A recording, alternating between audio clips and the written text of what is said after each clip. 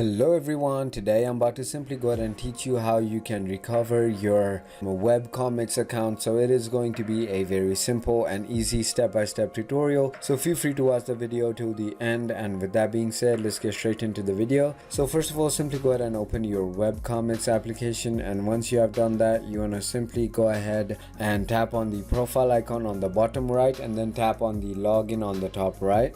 And over here you want to simply tap on the login with email button. And now in order for you to go ahead and recover your account, just tap on forgot password.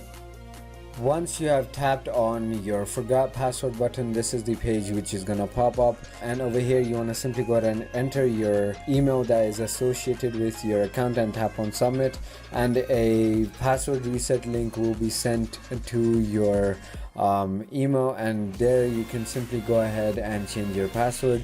So it is as simple as that. So if you thought this video was informational, feel free to hit that subscribe button, hit that like button, and comment down below what video you want me to make next. And with that being said, thank you so much for watching.